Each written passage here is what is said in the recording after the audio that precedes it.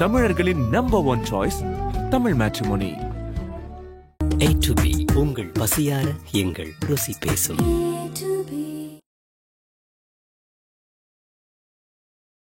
மோடிஜி வாட்ஜி தமிழ்நாடு என்றால் உங்களுக்கு அலர்ஜியா அப்படின்னு எல்லாம் கேட்டார் விஜய். அப்படியாப்பட்ட விஜய்க்கு இந்த கரூர் சம்பவத்துல அவ்வளோ பக்கபலமா பாதுகாப்பா அவரை காப்பாற்ற நீங்க நிற்பதாக அத்தனை பேருமே குற்றம் சாட்டுறாங்க.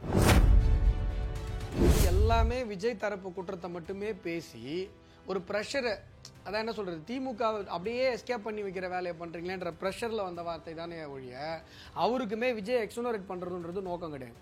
அதனால தான் நேற்று முன்னாள் ப்ரெஸ் மீட்டில் என்ன சொல்றாரு, எங்க விஜயோட ஸ்போக்ஸ் பர்சன் நாங்கள் கிடையாது, விஜய்க்கு முட்டு கொடுக்க வேண்டிய அவசியம் எங்களுக்கு கிடையாதுன்னு ஓப்பனாக சொல்றாரு. விஜய் செஞ்ச தப்பா இருந்தாலும் சரி, திமுக செஞ்ச தப்பா இருந்தாலும் சரி, அதுதான் செத்து போன 41 பேருக்கு சரி நீதிங்கிற. நீங்க என்ன திரும்ப பண்றீங்க, விஜய் மீது இருக்கிற தப்பு பேசும்போது ரட்சகன் மாதிரி நரம்பு புடைக்க நீங்க பேசிடுறீங்க. ஆனா திமுக செஞ்ச தப்பு சொல்லுங்க மாதேஷ்னு சொன்னா நீங்க என்ன பண்றீங்கன்னா, இல்ல சார் ஒரு நபர் ஆணையம் சொல்லிட்டோம், எஸ்ஐடி சொல்லிட்டோங்கிறீங்க. முன்னாடி ஒரு கேமரா பின்னாடி ஒரு கேமரா மாதேஷ், ஆங்கிள் மாதேஷ், முன்னாடி ஒரு கேமரா. அந்த வீடியோ நீங்க பாருங்க, அவர் நெஞ்சில சாயறாருல, செந்தில் பாலாஜி தோல்ல சாயறாருல, அது ஃப்ரண்ட் வியூலயும் வரும் பேக் வியூலயும் வரும். அங்கதான் மாட்டினாங்க, வேற ஒண்ணும் இல்ல. இன்னொரு விஷயம், எங்க மாட்டிருக்காரு இந்த மாதிரி கேமராவில். ஏதாவது அறிவுக்கு ஓவாத மாதிரி பேசாதீங்க, அறிவுக்கு ஓவாத மாதிரி பேசாதீங்க. உங்களுடைய அந்த விசுவாசத்தை காட்டுறதுக்காக சம்பந்தம் எல்லாம் பேசிட்டு நீங்க சம்பவம் நடந்ததுக்கு அப்புறம் திமுக அரசு எந்திரம் என்னென்னலாம் செய்தது, வேகமா செயல்பட்டது, துரிதமா செயல்பட்டது.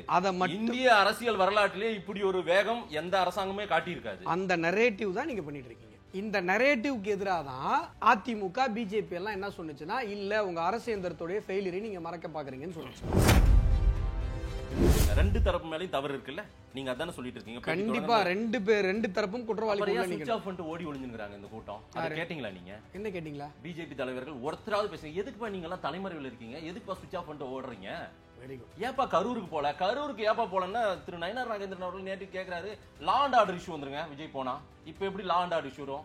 அப்ப விஜய் அங்க ஏதோ பிரச்சனை பண்ணிட்டு வந்திருக்காரு, அவரால பிரச்சனை நடந்திருக்கு, அதனால அவர் போனா லா அண்ட் ஆர்டர் இஷ்யூ வரும். திமுக இதுல நான் சொன்னல, இந்த கூட்டம் ஒரு காலகையர்கள் கூட்டம் மாதிரி இருக்கு. விட்டா போய் அங்க எல்லாரும் இந்த மாதிரியான ஒரு மிகப்பெரிய ஒரு அசம்பாவிதம் ஏற்படும் என்பது அரசு எந்திரத்துக்கு தெரியும். அதன் தமிழர்களுக்கு வணக்கம். பல்வேறு துறைகளில் ஆக சிறந்த ஆளுமைகளை சந்தித்து நாம் நேர்காணல் எடுத்து வருகிறோம். அந்த வகையில் மீண்டும் நம்மோடு இணைந்திருக்கிறார் பாரதிய ஜனதா கட்சியின் திரு அஸ்வத்தாமன் அவர்கள். அவரிடம் கேட்பதற்கு நிறைய இருக்கின்ற வாரங்களோடமே கேட்போம். வணக்கம் அஸ்வத்தாமன் ஜி. வணக்கம் ஜி. சொல்லிட்டேன், என்ன கட்சியில் சேர்ந்தீங்களா? ஏன் ஜி உங்களுக்கு சொந்தமானதா? அது அப்படித்தானே நீங்க எல்லாம் கிரியேட் பண்ணி வச்சிருக்கீங்க. அப்படி பார்த்தா ஜின்னு ஒரு அஜித் படம் வந்தது. அப்ப அவர் அந்த படத்துல அஜித் என்ன பிஜேபி காரரான்னு நான் இப்போ ஜின்னு திடீர்னு தான் சொன்னேன். அப்படியே பாருங்க, முதல் கொஸ்டினே அங்க ஜில இருந்தே வருது பாருங்க. நான் உண்மையாவே நான் பிளான் பண்ணி எல்லாம் வரல. மோடிஜி வாட்ஜி தமிழ்நாடு என்றால் உங்களுக்கு அலர்ஜியா அப்படின்னு எல்லாம் கேட்டார் விஜய். அப்படியாப்பட்ட விஜய்க்கு இந்த கரூர் சம்பவத்துல அவ்வளோ பக்கபலமா பாதுகாப்பா அவரை காப்பாற்ற நீங்க நிற்பதாக அத்தனை பேருமே குற்றம் சாட்டுறாங்களே உங்களை, பிஜேபிய. இதுல நான் ரொம்ப தெளிவா இந்த விஷயத்த புரிய வைக்கணும்னு நினைக்கிறேன். விஜய்க்கு ஆதரவாக பாஜக இல்லை. இதுல என்ன நடந்தது அப்படின்னா, இப்ப தமிழகத்துல எப்படிப்பட்ட ஒரு நரேட்டிவ் இருக்கு அப்படின்னா, திமுக மேல தப்புன்னு சொன்னீங்கன்னா விஜய் மேல தப்பு இல்லை, விஜய் மேல தப்புன்னு சொன்னா திமுக மேல தப்பு இல்லை. இப்படிதான் எல்லாருமே பேசுறாங்க. நாங்க என்னுடைய தரப்பு நாம என்ன சொல்றோம் அப்படின்னா, உங்க தரப்பு எங்களுடைய தரப்பே கூட ரெண்டு பக்கமும் தப்பு இருக்கு. அக்யூஸ்ட் ஒருத்தர் தான் நீங்க சொல்லலையே, எல்லாருமே அப்படிதான் சொல்றாங்க. ஒன்னு சொன்னீங்க, ரெண்டாவது நாள்ல இருந்து மாறுது அப்படியே. இல்லைங்க, எல்லாருமே நயினார் நாகேந்திரன் வந்த 5-7 பேர் குழு, எல்லா எதிர்கட்சி தலைவர்களுமே, அதிமுகவினுடைய பொதுச் செயலாளர் எடப்பாடி பழனிசாமி அவர்கள் உட்பட பொறுப்பான எதிர்கட்சிகள் எல்லாருமே இதுல ஏன் இப்படி ஒரு பிம்பம் ஏற்படுதுன்னு நான் சொல்லிடுறேன். விஜய் மேல மட்டும், விஜய் பண்ண தப்ப மட்டும் சொல்லி திமுக பண்ண தப்ப பேசாம அப்படியே எஸ்கேப் ஆகிற ஒரு போக்கு. நான் சொல்ற வார்த்தை கவனிங்க, விஜய் மீது குற்றம் சுமத்தின்னு நான் சொல்லல, விஜய் செய்த குற்றங்களை மட்டுமே பேசி தமிழக அரசு எந்திரம் செய்த குற்றங்களை பேசாமல் விடுவது. நீதிமன்றம் என்ன சொல்லுச்சு? நீங்க வழக்கறிஞர் தானே, உங்களுக்கு தெரியாதா? நீதிமன்றம் என்ன சொன்னுச்சு நீங்க சொல்லுங்க. விஜய் ஏன் இந்த தவறெல்லாம் செய்யறதுக்கு நீங்க வேடிக்கை பாத்தீங்கன்னா அவங்களுக்கும் ஒரு கொட்டு வச்சிருக்காங்க. ஆனால் விஜய் பண்ண தவறும் இது ஒரு கட்சியா, தாவேகான்னு ஒரு கட்சி, இப்படி எல்லாரும் விட்டுட்டு ஓடி போயிட்டீங்களே. நியாயமான கேள்வி. ஏன்னா ஒரு கட்சியில ஒட்டுமொத்த கட்சியுமே தலைமறைவாக இருந்தது வரலாற்றுல இதான் முதல் தடவை. நியாயமான கேள்வி. அதே போல இந்திய அரசியல் வரலாற்றுல இப்படி ஒரு இவ்வளவு ஒரு பெரிய இஷ்யூ நடந்ததும் தாவேகா கூட்டத்துல தான் நடந்திருக்கு. ஆமா, உண்மையிலே இது ஒரு பெரிய இஷ்யூ. 41 பேர் மரணம் அடைந்திருக்கிறார்கள். இதுல என்ன ஆரம்பத்துல இருந்து பிரஷர் அப்படின்னா, என்ன பிரச்சனைனா, இதுல முழுமையாகவே விஜய் தரப்பு செய்த குற்றங்களை மட்டுமே பேசி, தமிழக அரசு எந்திரம், தமிழக காவல்துறை செய்த குற்றங்களை பேசாமல் அதை மடைமாற்றுகிற ஒரு போக்கு இருந்தது. பொறுப்பான எதிர்க்கட்சிகளாக, அரசியலில் அனுபவம் இருக்கிற கட்சிகளாக அதிமுகவும் பாரதிய ஜனதா கட்சியும் என்ன சொல்லுதுன்னா, இதுல தமிழக அரசு எந்திரம் செய்த தவறுகளும் பொறுப்பேற்க வேண்டும், குற்றவாளி ஒருத்தர் கிடையாது 2 பேரும் சொல்றோம். இல்ல சார், இப்போ உங்களுக்கு ஸ்கிரிப்ட் என்னன்னா 26 தேர்தல் நெருங்குது, திமுக எது செஞ்சாலும் தப்புன்னு சொல்லணும், திமுக அரசாங்கத்து மேல பழி போடணும், மக்கள் கிட்ட அது அமலப்படுது. சார் பிரச்சனைக்குரியவர்களாக 2026 எங்களுக்கு இது ஸ்கிரிப்ட். மாதேஷ் ஃபீல்டுக்கு வந்ததுல இருந்து என்ன ஸ்கிரிப்ட்னா, திமுக என்ன பண்ணாலும் முட்டு கொடுக்கணும், அதான் மாதேஷ்க்கு ஸ்கிரிப்ட். அப்படியெல்லாம் நான் எதுவும் கேட்கலையே. அப்புறம் இதுக்கு அர்த்தம் அர்த்தம் மாதேஷ்னாலே திமுக முட்டு கொடுக்கணும். சார் முட்டு கொடுக்கல சார், பின்ன கேள்வி கேக்குறேன் சார். இது எப்படிங்க? நான் என்ன சொல்றேங்க, 26 தேர்தல் வருது, தவறுகளை நீங்க எங்கேயாவது என்ன சொல்றேன், நான் சுட்டி காட்டுறேன். நான் சுட்டி காட்டுறேன். குழு சுட்டி காட்டினதா? குழு சொல்லிருக்கு. அனுராக் தாக்கூர் என்ன சொன்னாரு? என்ன சொல்லிட்டாரு? விஜய் வீடியோ போட்டோம், வீடியோவுக்கும் ஒரு விளக்கம் கொடுக்கிறாரு அவரு. நாங்க என்ன நினைச்சோமோ அதே தான் விஜய் பேசியிருக்காரு. Either organisers of the meeting or government missionaries who are maybe the wrongdoers, we should take action. இதுதான் வந்து அனுராக் தாக்கூர். அதுக்கு அண்ணாமலை தமிழாக்கம் என்ன சொன்னார் சொல்லுங்க? என்ன சொன்னார் சொல்லுங்க? சொல்லுங்க, நீங்க சொல்லுங்க. யார் தவறு செய்திருந்தாலும் அவர்கள் தண்டிக்கப்படுவார்கள். அதுக்கு அதான் மீனிங் அவர் சொன்ன ஆங்கில வார்த்தை. அதுக்கு அப்புறம் யார் தவறு செய்தாருன்னா அந்த இடத்துல சந்தேகத்துக்குரியவரா விஜய் தரப்பு சொல்லுது பாருங்க. இது தவறான முன்னாள் அமைச்சர் பேரை அந்த இடத்துல அவர் சுட்டி காட்டுறாரு. இது தவறான டிரான்ஸ்லேஷன். ஆனா என்ன நடந்தது தெரியுங்களா? அண்ணாமலை தப்பா டிரான்ஸ்லேட் பண்ணாரா? அதுக்கப்புறம் அது அவரே திருத்தினாரு. என்னத்தை திருத்தினாரு? அதுக்கப்புறம் திருப்பி வந்து அண்ணா நீங்க என்ன சொல்றீங்க அப்படின்னு கேட்டுட்டு மறுபடியும் அந்த டிரான்ஸ்லேஷன் சரி பண்ணி, வழக்கமா நாங்க என்ன நினைப்பீங்களோ அது நீங்க சொன்ன மாதிரி இல்லனா, அதனால அப்படியே தெளிவா இன்னொரு முறை சொல்லுங்கனா அப்படின்னு திருத்திட்டாரு. நீங்க என்ன பண்ணீங்க? அதோட அந்த வீடியோ கட் பண்ணிட்டு சார் அவர் தப்பா டிரான்ஸ்லேட் பண்ணிட்டாரு நீங்க சொல்றீங்க. அவர் திருத்தினாரு. அதுக்கப்புறம் அவர் திருத்தினார். அப்ப மனசுக்குள்ள உங்களுக்கு எப்படியாவது திமுக மேல பழி போடணும்? மனசுக்குள்ள எங்களுக்கு எல்லாம் ஒண்ணுமே கிடையாதுங்க. இதுல என்ன தெரியுங்களா, நான் ஓப்பனாவே கேண்டிடா உடச்சே பேசவா? சொல்லுங்க. அண்ணாமலை அவர்கள் வந்து விஜய் மேல இதுல தப்பு சொல்ல மாட்டேன்னு சொன்னார் இல்லையா? அதுவுமே என்னன்னா, அவர் வந்து எல்லாமே விஜய் தரப்பு குற்றத்தை மட்டுமே பேசி ஒரு ப்ரெஷரை, அதான் என்ன சொல்றது, திமுக அப்படியே எஸ்கேப் பண்ணி வைக்கிற வேலையை பண்றீங்களேன்ற ப்ரெஷர்ல வந்த வார்த்தை தானே ஒழிய அவருக்குமே விஜய் எக்ஸோனரேட் பண்றதுன்றது நோக்கம் கிடையாது. அதனால தான் நேற்று முன்னாள் ப்ரெஸ் மீட்டில் என்ன சொல்கிறாரு, எங்க விஜயோட ஸ்போக்ஸ் பர்சன் நாங்கள் கிடையாது, விஜய்க்கு முட்டு கொடுக்க வேண்டிய அவசியம் எங்களுக்கு கிடையாதுன்னு ஓப்பனாக சொல்கிறாரு. விஷயம் என்னன்னா, கரூருக்கு ஓடி வரீங்க அப்படின்னு சிஎம் கேட்டது பாத்தீங்களா? ராமநாதபுரத்தில் பேசினதை இவ்வளோ சீக்கிரம் கரூருக்கு இவ்வளோ வேகமாக ஓடி வராங்க. ஏன் மணி யாரா? செந்தில் பாலாஜியை சொல்கிறாரா?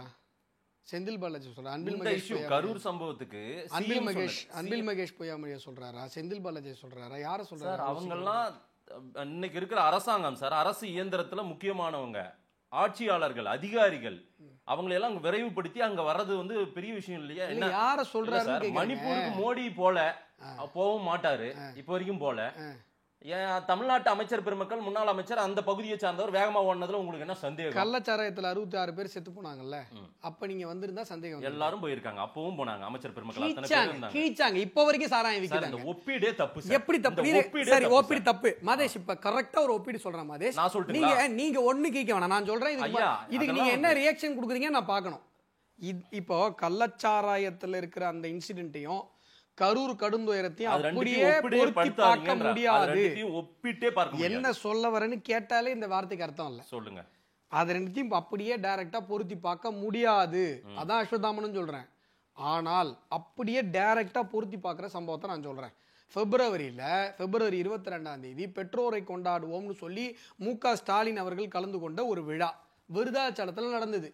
பழையப்பட்டினம்ங்கிற கிராமத்திலிருந்து மக்களை லோட் ஆட்டோவில், டாடா ஏசி வாகனத்தில் ஆடு மாடுகளை போன்று அடைத்து திமுகவினர் கட்டாயப்படுத்தி அழைத்து சென்ற ஒரு வாகனம் குடை சாய்ந்து 3 பேர் இறந்து போனாங்க. அது எப்படி கட்டாயம்னா வலுக்கட்டாயமா இழுத்து வாங்கன்னு கூட்டு போயிருவாங்க? ஆமா, அப்படிதான் கூட்டு போனாங்க. 3 பேர் இறந்து போனாங்க. அதை பத்தி உங்களுக்கு கவலை இல்ல? இல்ல சார், அந்த கட்டாயப்படுத்திங்கிறது மட்டும்தான் இப்ப உங்களுக்கு பிரச்சனையா தெரியுது. 3 பேர் செத்து போயிட்டா அது கவலை இல்ல. ஏன்னா செத்தவன் அப்பாவி மக்கள் தானே, திமுக காரன் கிடையாது.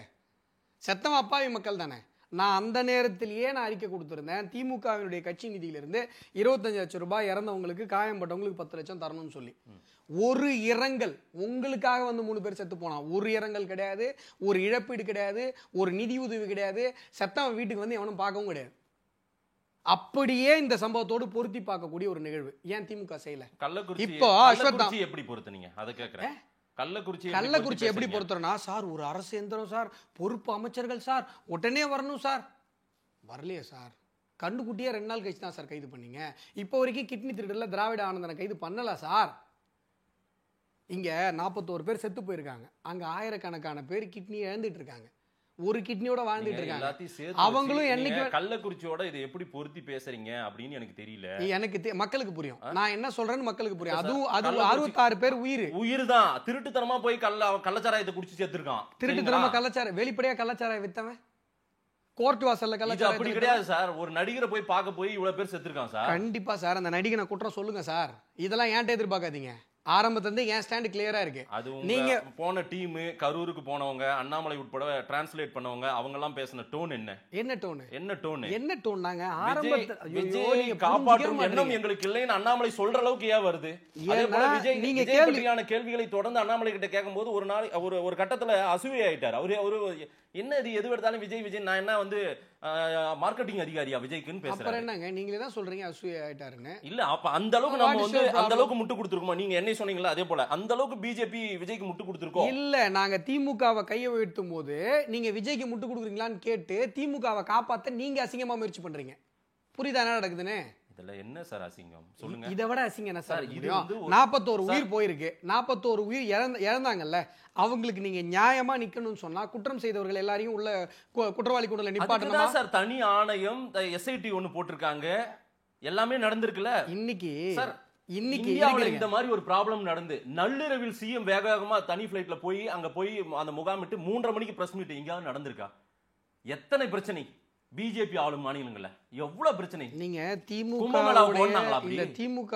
பிரச்சனைக்கு ஒண்ணாங்களா? ஐயா நீங்க என்னங்க அறிவு கட்டத்தனமா பேசிட்டு இருக்கீங்க? அப்புறம் இப்படிதாங்க சொல்லுங்க. மணிப்பூர் பிரச்சனை என்னன்னா தெரியுமா உங்களுக்கு? மணிப்பூர் பிரச்சனை என்ன சார்? நிர்வாணப்படுத்தி ஒரு பெண்ணை அப்படியே ஊர்வலம் கொண்டு போறாங்க. ஏன் அந்த வீடியோ எல்லாம் பார்க்கலையா? இதுல என்ன தெரியுங்களா? இல்ல சார், நீங்க இப்ப பதில் சொல்ல விட மாட்டீங்க, நீங்க பேசிட்டே இருப்பீங்க.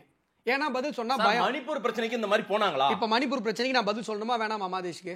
இல்ல நீங்க மாட்டுக்கு அந்த இது கிராமத்துல மாரடிச்சுன்னு அழுவாங்களா? அது மாதிரி நீங்க பேசிட்டே போறதுனா போங்க, ஏன்னா பதில் சொல்ல விடுங்க. மணிப்பூர் பிரச்சனை நீங்க நினைக்கிற மாதிரி அந்த பெண் மீது நடத்தப்பட்ட வன்முறை அது சம்பந்தமான வீடியோ அது மட்டும் இல்ல. மணிப்பூர் பிரச்சனை அந்த மாதிரி பல 100 வீடியோ இருக்குதுன்றாங்க. என்ன பேச விடுங்க மாதேஷ். உங்களுக்கு புரியுதா புரியலையா? மலைக்கு மேல ஒரு இனம், மலைக்கு கீழே ஒரு இனம், 2 இனக்குழுக்களுக்கு நடுவில் நடந்த மிகப்பெரிய கலவரம்.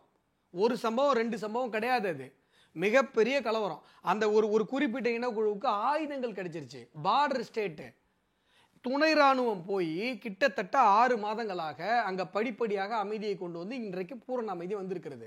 நீங்க ஒருவேளை அந்த நேரத்தில் பிரதமர் அங்க போயிருந்தாருன்னா, இந்த இனக்குழுவுக்கு ஆதரவா வந்தாருன்னு அந்த இனக்குழு புரிஞ்சுக்கிட்டாங்கனாலோ, அந்த இனக்குழுவுக்கு ஆதரவா வந்தாருன்னு இந்த இனக்குழு புரிஞ்சுக்கிட்டாங்கனாலோ மிகப்பெரிய பிரச்சனை. 2 இனக்குழுக்கு நடுவாக ஒரு மிகப்பெரிய மாநிலத்தில் நடந்த மிகப்பெரிய உள்நாட்டு கலவரத்தை இந்த ஸ்டாம்பீட் இன்சிடென்ட்டோட நீங்க பொருத்தி பார்க்குறீங்கன்னு சொன்னா, கொஞ்சமேனும் அறிவு கபாலத்தில் கொஞ்சமா மூளை ஒட்டிட்டு இருக்கவங்க கூட இதை செய்ய மாட்டாங்க. அங்க துணை ராணுவம் தான் போகணும், பிரதமரோ உள்துறை அமைச்சரோ போறதுனால எதுவும் நடக்காது. ஆனா இங்க முதலமைச்சர் வந்தது ஓகே, ஆனா 4.5 வருஷத்துல நீங்க எங்கேயுமே போனதில்லை. இதுல ஏன் மக்கள் உங்களை சந்தேகப்படுறாங்கன்னு நீங்க நினைக்கிறீங்க? மக்கள் ஏன் உங்களை சந்தேகப்படுறாங்க? நீங்க என்ன இவ்வளோ பாவலா பண்ணீங்க? ஏன் மக்களுக்கு சந்தேகம்? எல்லா ஆள் காட்டி வரலும் திமுக சந்தேகம் இல்ல சார். விஜய் தரப்பு சந்தேகத்தை கிளப்புறாங்க, மற்றவர்கள் யாருமே மக்களுக்கு ஏன் பிஜேபி துணை கொண்டு அதிமுக அரசாங்கத்து மேல முழு பொறுப்புன்னு சொல்றதெல்லாம் வந்து சரி, எப்படியாவது இந்த கரூர் சம்பவத்தை ஒட்டி விஜய் தம் பக்கம் இழுத்தறலாமா? கரூர் சம்பவத்துல திமுக மேல எந்த தப்பும் இல்லைன்னு மாதேஷ் நினைக்கிறாரு. நான் தீர்ப்பு சொல்றதுக்கு நான் என்ன? அதுக்கு தான் நீதிமன்றம் இருக்கு, தனிநபர் ஆணையம், எஸ்ஐடி திரு அசராக்கா இருக்கு, அவர் நல்ல அதிகாரி, அவர் பாத்துப்பாரு. இப்ப மாற்றீங்க பாத்தீங்களா? விஜய் மேல இருக்கிற தப்பெல்லாம் நெஞ்சை உயர்த்தி கழுத்து நரம்ப புடைக்க விஜய் மீது இருக்கிற தப்பெல்லாம் பேசிய மாதேஷ் நான் பேசல சார். இப்ப பேசுனீங்க சார். பிரச்சனை எங்கிருந்து தொடங்கியது? இந்த பேட்டி தொடங்கி நானும் தப்பு சொல்லல, விஜய் மேல இருக்க தப்ப பேசுங்கன்னு தான் சொல்றேன் நானும். ஏன்னா எந்த தப்பையுமே நீங்க பேசாம விடக்கூடாது. விஜய் செஞ்ச தப்பா இருந்தாலும் சரி, திமுக செஞ்ச தப்பா இருந்தாலும் சரி, அதுதான் செத்து போன 41 பேருக்கு சரி நீதிங்கிற. நீங்க என்ன திரும்ப பண்றீங்க? விஜய் மீது இருக்கிற தப்பு வந்து பேசும்போது ரட்சகன் மாதிரி நரம்பு புடைக்க நீங்க பேசிடுறீங்க. ஆனா திமுக செஞ்ச தப்பு சொல்லுங்க மதேஷ்னு சொன்னா நீங்க என்ன பண்றீங்கன்னா, இல்ல சார் ஒரு நபர் ஆணையம் வந்து சொல்லிட்டோம், எஸ்ஐடி வந்து சொல்லிட்டோங்கிறீங்க. நாங்க என்ன பண்றோம்னா, சார் திமுக செஞ்ச தப்ப பேசுங்க சார்னு சொல்றோம். உடனே எங்களை விஜய்க்கு ஆதரவுன்னு சொல்லி கொண்டு வந்து நிப்பாட்டுறீங்க. விஜய்க்கு ஆதரவா நாங்க ஏன் பேசணும்? விஜய் செய்தது தப்பு, சரி, இதுல விஜய் குற்றவாளி. திமுக தப்புன்னா எது தெரியுங்களா? காலையில பொறுமையா போறது, 11 மணிக்கு போறது, இல்ல ஒட்டுமொத்த அரசு இயந்திரங்களும் செயல்படாமல் அங்க வந்து விஜய் இருப்பா அடிபட்டு அடுத்தடுத்து ஏதோ நடக்கட்டும் சம்பவங்கள் அப்படின்னு வேடிக்கை பார்க்கறது தான் நீங்க சம்பவம். அதுதான் ஃபெயிலியர். நீங்க எப்படி பாருங்க, இது இங்கதாங்க திமுக மாட்டுச்சு. இந்த பாபநாசம் படத்தில் இந்த விஷயத்தில் ஒரு டைலாக் வரும் தெரியுங்களா? பாபநாசம் படத்தில் இந்த விஷயத்தில் எனக்கு ஆரம்பத்துலேருந்தே இடிக்கிறது இந்த பர்ஃபெக்ஷன் தான் அப்படின்னு. இங்கே தான் நீங்கள் மாட்டினீங்க. நீங்கள் அன்பில் மகேஷ் பொய்யா மொழி அழுதது பிரச்சனை இல்லை, அழும்போது முன்னாடி ஒரு கேமரா பின்னாடி ஒரு கேமரா. நம்ம ஆதன் இந்த இன்டர்வியூவோட லைட்டிங் இருக்குல்ல, நீங்க வந்து வைத்தியராமன் ஸ்ட்ரீட்டுக்கு வாசலுக்கு போய் மண்ணில் உருண்டு போறதுங்க. ஆனா மக்களுக்கு இது புரிஞ்சிச்சு. நீங்க என்ன வேணா பொருளுங்க, நடக்கல. இது நான் சொல்லல, மக்களுக்கு ஏற்கனவே சந்தேகம் வந்தது. ஏன் சந்தேகம் வந்துச்சுன்னா இந்த இன்டர்வியூ லைட்டிங்கை விட அந்த லைட்டிங் பர்ஃபெக்ட் லைட்டிங். இது நீங்க ஏற்கனவே ஒரு பேட்டியில சொல்லிட்டீங்க, சேம் டைம். அப்ப அந்த பேட்டி ஃபுல்லா பாத்துட்டு தான் வந்திருக்கீங்க. நான் சொல்லிட்டீங்களே, பரவாயில்ல. நான் என்ன சொல்றேன் மதேஷ், ஒரு விஷயத்த பேசுறேன், என்னுடைய கருத்து, அடுத்தவங்க கருத்தை காப்பி அடிச்சு பேசலையே. நான் சொன்னதுதான் திருப்பி நானே சொல்றேன், அதுல ஒன்றும் தப்பு இல்லை. அந்த இடத்துல அந்த நேரத்துல இரவு நேரத்துல அங்க போனாங்களே அத்தனை பேருக்குமே அங்க அந்த அளவுக்கு ஒரு பதற்றமும், அவங்களுக்குமே யாருமே கல்லும் கூட கரைந்திருக்கும். கண்டிப்பா கரைஞ்சிருக்கும் மதேஷ். ஒரு 10 குழந்தைங்களுடைய டெட் பாடி பார்க்கும்போது யாருக்கா இருந்தாலும் அழுக வரும் மதேஷ், அது தப்பு இல்ல. ஆனா அங்க முன்னாடி பின்னாடி கேமராவும் லைட்டிங் இருக்கும் போது மக்களுக்கு சந்தேகம். லைட் வச்சு கேமரா வச்சு எடுத்தாங்களா? என்னங்க பேசுறீங்க? நாங்க கேக்குறோம் சார். அங்கே அத்தனை கேமராக்களும் அத்தனை செய்தியாளர்களும் அங்க போயிட்டாங்க சார், குழுமிட்டாங்க. கரெக்ட்டுங்க. முன்னாடி ஒரு கேமரா பின்னாடி ஒரு கேமரா மதேஷ், ஆங்கிள் மதேஷ். முன்னாடி ஒரு கேமரா. அந்த வீடியோ நீங்க பாருங்க, அவர் நெஞ்சில சாயறாருல, இவரு செந்தில் பாலாஜி தோல்ல சாயறாருல, அது ஃப்ரண்ட் வியூலயும் வரும் பேக் வியூலயும் வரும். அங்கதான் மாட்டினாங்க, வேற ஒண்ணும் இல்ல. இன்னொரு விஷயம், எங்க மாட்டிருக்காரு இந்த மாதிரி கேமராவில். ஏதாவது அறிவுக்கு ஓவாத மாதிரி பேசாதீங்க, உங்களுடைய அந்த விசுவாசத்தை காட்டுறதுக்காக சம்பந்தம் எல்லாம் பேசிட்டு இல்ல சார். மோடி கேமராவோட தான் சுத்துறாரு. சொல்லுங்க. திருமண இடத்துல எல்லாம் கேமரா. இப்ப நான் சொன்ன மாதிரி ஏதாவது ஒரு சம்பவம் சொல்லுங்க. உங்களுக்கு யாருக்காவது வந்து உங்க விசுவாசத்தை காட்டுறதுக்கு என்கிட்ட நீங்க அதை பயன்படுத்த சார். என்ன நல்ல சார், விமான விபத்து நடந்ததுல அன்பில் மகேஷ் பொய்யா மொழிக்கு நான் என்ன சொன்னேன்? விமான விபத்துல அந்த விமானத்துக்கு கீழே அந்த பாகம் அந்த கட்டடத்தின் மேல் மோதி அந்த அவருடைய போக்கஸ் எல்லாம் கேமரா எங்க வச்சாங்கன்ற அளவுக்கு நாங்க பார்த்தோம். எங்க வச்சாங்க? யார் வச்சாங்க? டைம்ஸ் ஆஃப் இந்தியா வச்சது.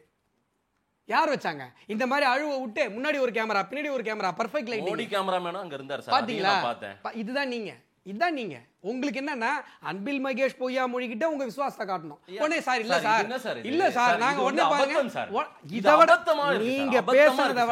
நீங்க பேசுனதை விட அபத்தம் கிடையாது. இதை விட பெரிய அபத்தம் கிடையாது. ஏன்னா உங்களுக்கு இப்ப நான் பேசுற விஷயத்துக்கு உங்கள்ட்ட பதில் இருந்தா பேசுங்க, இல்ல என்னுடைய கருத்து நீங்க மக்கள்கிட்ட கொண்டு போய் சேர்க்கறதா உங்க நோக்கம்னா கொண்டு போய் சேருங்க. சம்பந்தம் இல்லாம மோடி அவர்களை ஏன் இழுக்கிறீங்க? அப்போ உங்களுடைய நோக்கம் தவறானது.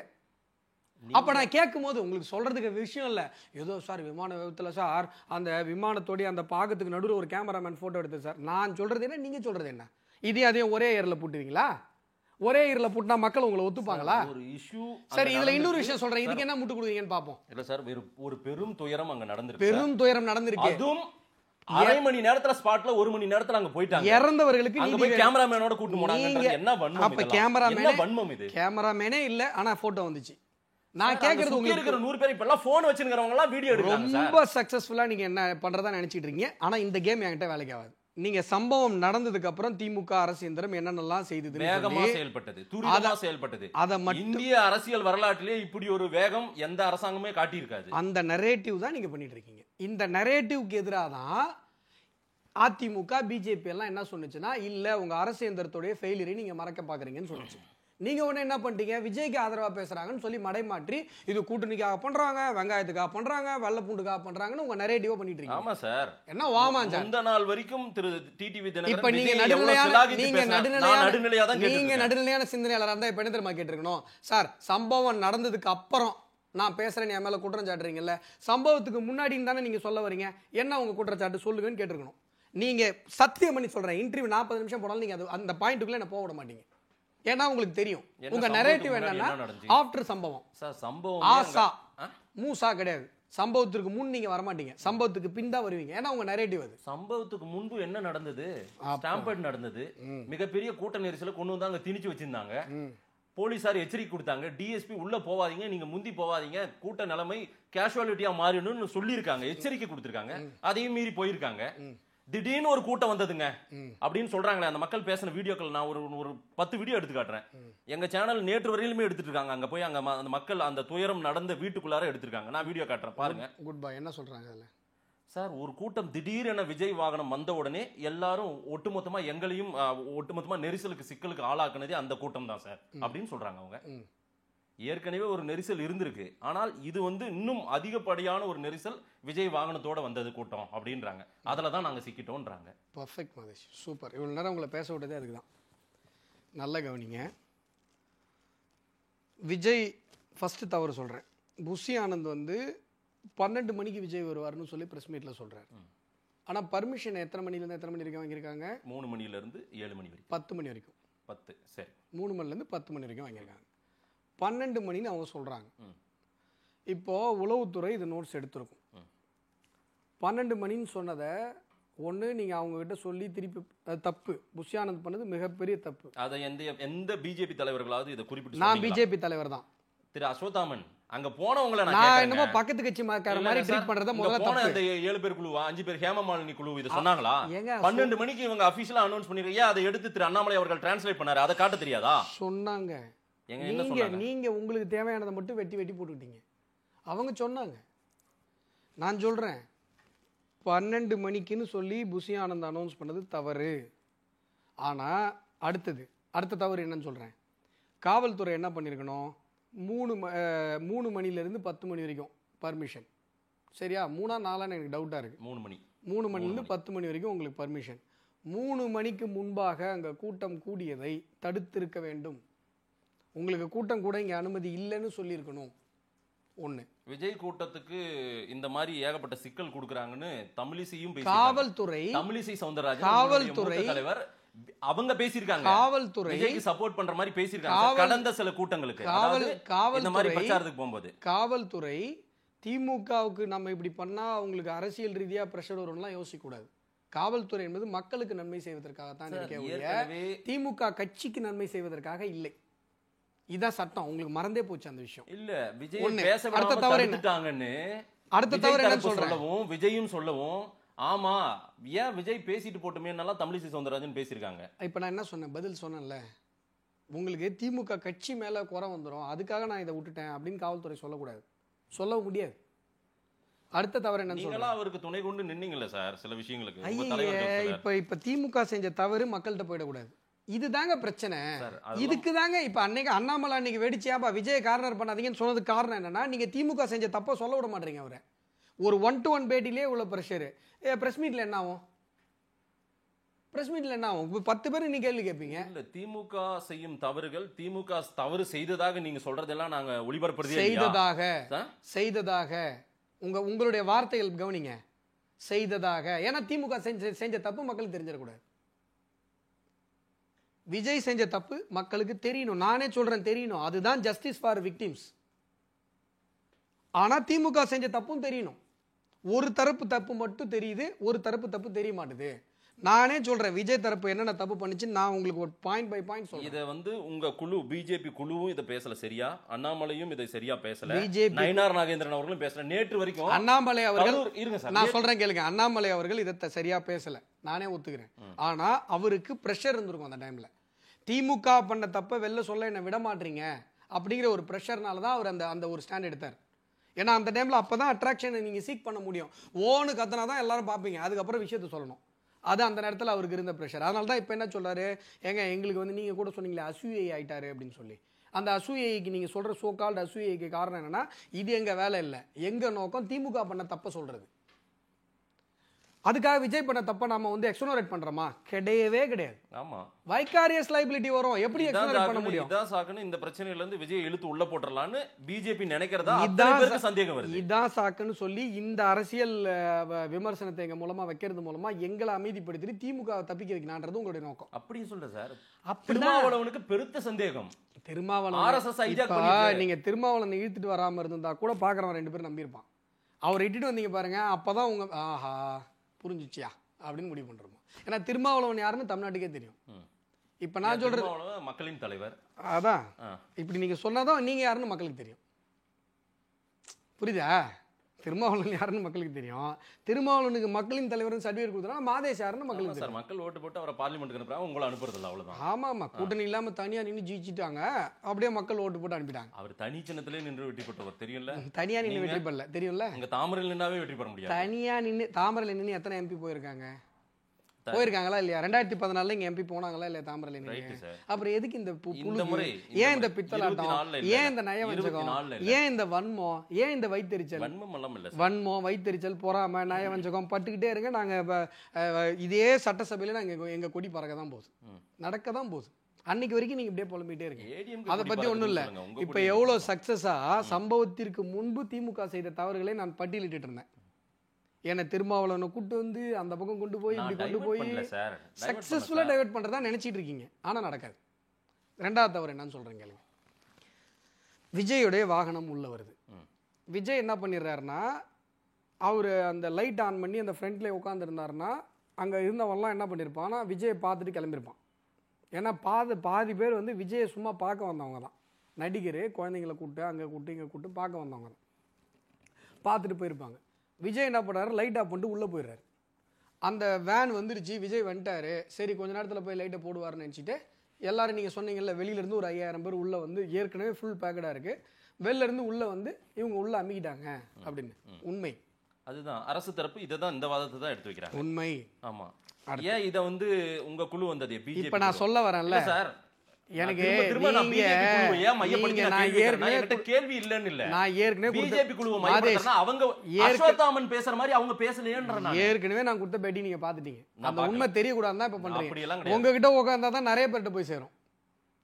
மாதேஷும் நானும் பேசினாதான் மில்லியன்ஸ் கணக்குல பாக்குறாங்க, மக்களுக்கு போய் சேர்ந்துரும்.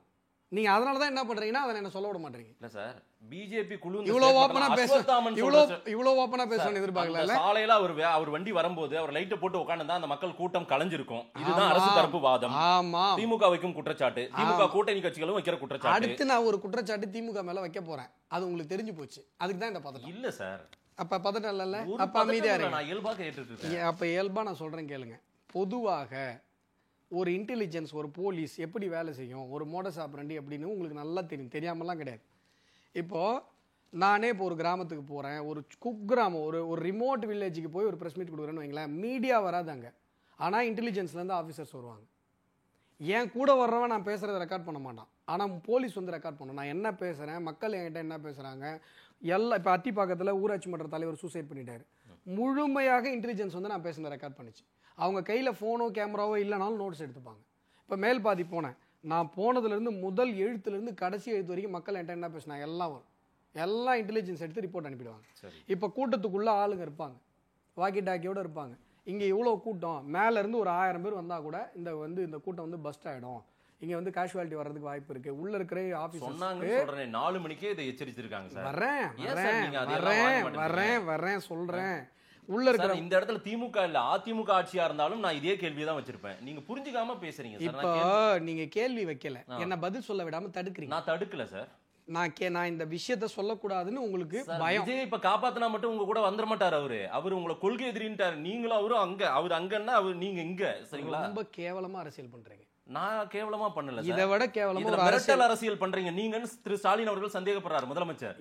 இதுல வந்து நீங்க இதை விட ஒரு மோசமான அரசியலை வேறு யாருடைய ரத்தத்தையாவது உறிஞ்சி இதுல வந்து லாபம் தேடலாம்னு பிஜேபி தமிழ்நாட்டுக்கு வந்திருக்காங்க. யாருமே செய்து விட முடியாது. ஆனா ஒரு பத்திரிகையாளரா இருந்து நீங்க செய்றீங்க. நான் சொல்ல சார், சிஎம் சொல்ற ஸ்டேட்மெண்ட் உங்ககிட்ட கேள்வி. நீங்க எங்க இழுத்துட்டு போனாலும் நான் அந்த கூட்டத்துக்குள்ளே தான் நின்றுட்டு இருப்பேன். 1/2 மணி நேரம் முயற்சி பண்ணுங்களேன், ட்ரை பண்ணி பாருங்களேன், என்ன டைவர்ட் பண்ண முயற்சி பண்ணி பாருங்க. சவால் என்ன வேணா பேச சார். முந்தி போவேணான்னு சொல்லியிருக்காங்க சார். நான் கூட்டத்துக்கே வரேன், முந்தி போவேணான்றாங்க, அது கேட்காம முந்தி வராங்க அவங்க. கூட்டத்துக்கு வந்துட்டீங்க, குட் பாய். இப்போ விஜயுடைய அந்த வாகனத்தில் விஜய் லைட் ஆஃப் பண்ணிட்டு உள்ளே போயிட்டாரு. விஜய் கூடவே ஒரு 5000 பேர் ட்ராவல் பண்ணி இந்த கூட்டத்துக்குள்ளே வராங்க அப்படிங்கிறது போலீஸ்க்கு தெரியும். போலீஸ் வந்து டிஎஸ்பி வந்து விஜய் கிட்ட சொல்லியிருக்காரு, சார் கூட்டம் வந்து ரொம்ப அபண்டன்டா இருக்கு. சொல்லல, அங்க கூட இருக்கிற விஜய் தரப்பு கிட்ட, விஜய் கிட்ட டைரக்டா சொல்லல. டெக்னிக்கலா என் பிஏ கிட்ட நீங்க சொன்னீங்கன்னா என்கிட்ட சொன்னதா தான் அர்த்தம். சரி, அதை நான் கேட்காத போயிட்டு தான் தப்பு எண்ணிதான். அதுதான் வைகாரியஸ் லைபிலிட்டி. நான் சொல்றேன்ல, இதுல விஜய் மேல கேஸ் வராதுன்னு. வரும் வைகாரியஸ் லைபிலிட்டி. அதுக்கு பேர் தான் வைகாரியஸ் லைபிலிட்டி. கிரிமினல் லைபிலிட்டி இருக்கு, கிரிமினல் நெக்லிஜென்ஸ் இருக்கு, எல்லாமே இருக்கு. ஆனா கிரிமினல் நெக்லிஜென்ஸ் தமிழ்நாடு போலீஸ் மேலயும் வரும். அதான் விஷயம். அதை சொல்ல விட மாட்டீங்க. இவர்கிட்ட போய் விஜய் கிட்ட சொல்றீங்க. விஜய் கிட்ட வந்து விஜய் தரப்பு விஜய் கைது பண்ணால் இந்த கேஸ் நிக்காதுன்னு ஏன் அண்ணாமலை சொல்றாரு? நிக்கும். வைகாரியஸ் லைபிலிட்டி இருக்கு. அது அண்ணாமலை அவர்கள்கிட்ட சொல்லுங்க. இப்ப நான் என்ன சொல்றேங்க, இப்போ இந்த கூட்டத்தில் இருக்கிற விஷயத்தை நான் சொல்லணுமா வேணாமா? சார் உங்க தலைவர், சார் முன்னாள் தலைவர், இப்போ உங்க நோக்கம் என்ன தெரியுமா? உங்க நோக்கம் என்ன தெரியுமா? அண்ணாமலை அவர்கள்ட்ட இதே தான் நீங்க பண்ணீங்க, அஸ்வத்தாமன்ட்டி இதான் பண்றீங்க. திமுக தரப்பு குற்றத்தை நாங்க சொல்லிடக்கூடாது, எங்களை டைவர்ட் பண்ணணும். திமுக தரப்பு குற்றத்தை சொல்லக்கூடாது. நீங்க அண்ணாமலை அவர்கள்ட்ட அதான் எதிர்பார்த்தீங்க. இன்னைக்கு அவர் திமுக தரப்பு குற்றத்தை சொல்லணும். அதுக்காக தான் இன்னைக்கு விஜய் வந்து எக்ஸ்னோரேட் பண்ணி பேசினாரே ஒழிய திமுக தரப்பை சொல்லணும்ன்றது தான் அங்க நோக்கம். விஜயை காப்பாத்துறது நோக்கம் இல்ல. விஜய் தப்பு செய்திருக்கிறார், திமுகவும் தப்பு செய்திருக்கிறது. ஆனா நீங்க விஜய் தப்பு செய்திருக்கார், திமுக தப்பு செய்யலன்ற மாதிரி ஒரு பாவலா கொண்டு. இப்ப நான் சொல்றேன் கேளுங்க. இப்ப விஜய் தரப்புல சொல்லப்பட்டது, சார் இந்த வேன் உள்ள போனா கண்டிப்பா அங்க இறப்பு நடக்கும் சொல்லப்பட்டது. விஜய் தரப்பு ஒத்துக்கொள்ளவில்லை. ஆனால் ஏன் விஜயுடைய வாகனத்திற்கு வழியை ஏற்படுத்தி அந்த இடத்திற்குள் காவலர்கள், காவல்துறை, தமிழக அரசு எந்திரம் கொண்டு வந்திருக்க கூடாது, சட்டப்படி தப்பு. நீங்க என்ன சொல்லியிருக்கணும், சார் அங்க கூட்டம் அதிகமா இருக்கு, உள்ள போனா செத்துருவாங்க, செத்தா குடிமக்களுடைய உயிர் எங்களுடைய பொறுப்பு, உங்க இஷ்டத்துக்குலாம் நாங்க செய்ய முடியாது, நாங்க தடியை காட்டி லேசான தடியடி நடத்தி கூட்டத்தை விலக்கி அத்தனை மீட்டர் தூரம் அவருடைய வாகனத்தை உள்ள கொண்டு போய் நிறுத்தி இருக்க கூடாது, முடியாதுன்னு சொல்லியிருக்கணும். அவ்வளவு பெரிய கூட்டம் அங்க நிக்குது, ஒரு 25,000 பேருக்கு மேல முடியாது. நான் சொல்லிடுறேன். பெரம்பலூர்ல விஜயே வரல, ஒன்னும் நடக்கலங்க, சட்டம் ஒழுங்கு பிரச்சனை. 41 பேர் இறந்திருக்க போறது கிடையாது. இவ்வளவு பெரிய அசம்பாவிதம் நடந்திருக்காது. மதேஷ் ஒரு மொட்டை பாலம், ஒரு மொட்டை பாலம் வந்து பாதியில போய் கட் ஆயிடுது. ஒருத்தன் 100 கிலோமீட்டர் 120 கிலோமீட்டர் வேகத்துல போறான். அவனை தடுக்க வேண்டிய பணியில நீங்க இருக்கீங்க. தடுக்க வேண்டிய அதிகாரம் உங்களுக்கு இருக்கிறது, தடுக்க வேண்டிய கடமை உங்களுக்கு இருக்கிறது. விட்டா அவன் போய் கீழே உந்து சாவான் அப்படின்றது உங்களுக்கு நல்லா தெரியும், தெரிஞ்சுட்டே விட்டுருக்கீங்க. இது எப்படி 40-41 பேர் லா அண்ட் ஆர்டர் இஷ்யூ வந்துடும்? இது நேஷனல் லெவல்ல, அதுவும் இன்னைக்கு சைனா அமெரிக்கா பேப்பர்லாம் இந்த செய்தி வந்துருச்சு. அந்த அளவுக்கு அல்ஜீசிரா பேசிட்டாங்க. இது என்ன அந்த அளவுக்கு போக விடுவாங்களா என்ன? ஒரு மாநிலம், தமிழ்நாடுன்ற ஒரு மாநிலம், திமுக கேளுங்க, நான் கண்டிப்பா அவங்க அப்படி நினைச்சிருக்க மாட்டாங்க சார். இது பேனிக் ஆகுது. அவங்க என்னன்னா மாதேஷ் மாதிரி ஆளுங்களை வச்சு சமாளிச்சிடலாம். இது என்ன சார் இது? நீங்க விஷயத்தரவும் பண்ணிட்டேன். உங்க பேட்டி தொடங்குறதுல இருந்து நீங்க வந்து ஒரு நரேட்டிவ் செட் பண்றீங்க. நான் ஒரு பத்திரிக்கையாளரா நான் கேள்வி கேட்கிறேன். நரேட்டிவ் பிரேக்கர் நான். யாரு நரேட்டிவ் செட்டர் கிடையாது. இல்ல நீங்க பண்ற நரேட்டிவ் செட் பண்றீங்க. நீங்க திமுக ஆரம்பத்துல இருந்தே திட்டுன்றது உங்க வேலை சார். ஏங்க நீங்க மட்டும் இல்லைங்க, பத்திரிக்கையாளர்கள் நிறைய பேர் என்கிட்ட தடுமாறுற விஷயம் என்னன்னா, நீங்க மனசுக்குள்ள இருக்க நரேட்டிவ் நான் கண்டுபிடிச்சு உடைக்க ஆரம்பிச்சிருவேன். விஷயம் அதான். என் மனசுக்குள்ள இருக்கிறது நீங்க இல்ல சார், நான் நிறைய பார்த்துட்டேன் சார். நான் சொன்னல சார், ஒரு நாள் வந்து திமுக வந்து ஒன்றிய அரசுன்னு சொன்னோடனே ஒட்டுமொத்த பத்திரிகையாளர்களும் ஒன்றிய அரசுன்ற வார்த்தையை பயன்படுத்தினீங்கல்ல, அப்ப அங்க எங்க சார் இருக்கு நரேட்டிவ்? யாருக்கு சார் நீங்க வேலை செய்றீங்க சொல்லுங்க சார். எப்படி சார்? முந்தா நாள் வரைக்கும் மத்திய அரசு சொல்லிட்டு இருந்தீங்க, அடுத்த நாள் நீங்க ஒன்றிய அரசு சொல்லிட்டீங்க. இதெல்லாம் சொன்னா நீங்க என்ன இது? இதான் விஷயம். இப்ப கூட நான் என்ன சொல்றேன் சார், விஜய் மேல தப்பு இருக்கு, மிகப்பெரிய தப்பு இருக்கு. நான் எக்ஸோனரேட்டே பண்ணாதீங்கன்ற கேஸ் வரும்ன்ற சொல்லல. உங்க தலைவர்கள் அங்க போனவங்க யாருமே சொல்லல. நீங்க கரூர் போனீங்களான்னு எனக்கு தெரியல. நான் போனவங்க எல்லாம் அப்படி பேசல. இப்ப நான் அவர் லைட் ஆஃப் பண்ணிட்டாரு, ஒருவேளை லைட் ஆஃப் பண்ணாம இருந்தா எல்லாரும் அந்த கூட்டம் அங்கேயே கலைஞ்சிருக்கும் அப்படின்னு ஹேமமாலினி குழுவுல ரிப்போர்ட்ல அப்படி எல்லாம் இல்ல. அப்படி எல்லாம் ரிப்போர்ட் இன்னும் வரவே இல்லை. சிஎம் அனுப்பின கடிதத்துல அப்படி எல்லாம் வந்து சிஎம் கடிதத்துல என்ன சொல்லிருக்காங்க, சார் உங்களுடைய தரப்பு விஷயத்தை நாங்க தெரிஞ்சுக்கணும், எங்களுக்கு கொடுங்க, உங்க தரப்புல யாருமே கோஆபரேட் பண்ணல, அவங்கள்ட்ட சொல்லுங்கன்னு சொன்னாங்க. மறுநாள் அனுராக் தாக்கூர் அவர்கள், விஜய் அவர்கள் வீடியோ வெளியிட்டார்ல, அந்த வீடியோ பார்த்துட்டு சொல்றாரு, ஏறக்குறைய நாங்க என்ன அங்க கணிச்சு ஒரு தகவலை அங்க எடுத்துட்டு வந்தோமோ அதுபடிதான் விஜயும் பேசிட்டு இருக்காரு. இங்க வாங்க, இப்படி வாங்க. ஃபர்ஸ்ட் என்னோட ஸ்டேட்மெண்ட் நான் கிளாரிஃபிகேஷன் கொடுக்குறேன். ஃபர்ஸ்ட் நான் ஸ்டேட்மெண்ட்ல என்ன சொன்னேன், விஜய்க்கு வந்து கிளீன் சீட் கொடுக்காதீங்க, அது வந்து நியாயம் கிடையாதுன்னு சொன்னேன். அடுத்து நானே என்ன தெரியுமா சொன்னேன், சிபிஐ என்கொயரி இதில் வேணும்னு சொன்னேன். நிறைய பேர் என்ன சார் கான்ட்ரவர்சின்னாங்க. இது கான்ட்ரவர்சியே கிடையாது. உங்க ஆளுங்க க்ளீன் சீட் கொடுத்தாங்கல்ல நிறைய இடங்கள்ல. அதுதாங்க சொல்றேன், நீங்க கொடுத்த பிரஷருங்க. நீங்க இப்ப 1 to 1 பேசுறோம் மதேஷ். பிரஷர் கொடுங்க, ஒரு குழுவை நீங்க வேக வேகமா போடுறீங்க. புரியுதா மதேஷ்? நீங்க எல்லாம் என்ன சாதாரணமான ஆளுங்களா? 1 to 1 பேசுறோம். இதுல அரசியல் ஆதாயம் தேட வந்ததுதான் பிஜேபி குழுன்றாங்க. அத்தனை பேரும் சந்தேகப்படுறாங்க. இதுல ஏதாவது லாபம், ஏற்கனவே என்டிஏ பஸ் ஃபில் ஆகல, எல்லாரையும் ஏத்திக்கிட்டு 26 தேர்தலுக்கு ஓடணும். இப்ப பாத்தீங்களா, பூரா காலியா இருக்கு. இதுதான் உங்களுடைய அரசியலுங்கிறேன். இப்போ நான் வந்து இந்த பேட்டி ஆரம்பிச்சது வந்து 41 பேர் நம்முடைய சகோதரர்கள் இறந்துருக்காங்க, அவங்களுக்கு நீதி வாங்கி தரணுன்றத இன்டென்ஷன்ல மட்டுமே பேசிட்டு இருக்கேன். ஆனா நீங்க உங்க அரசியல் அரிப்புக்காக பேசிட்டு இருக்கீங்க. நீங்க தொடர்ந்து இப்ப என்னன்னா, என்டிஏவை வந்து ஏதாவது கோவப்பட்டு பேசினா நான் உடனே அங்க வந்துருவேன்.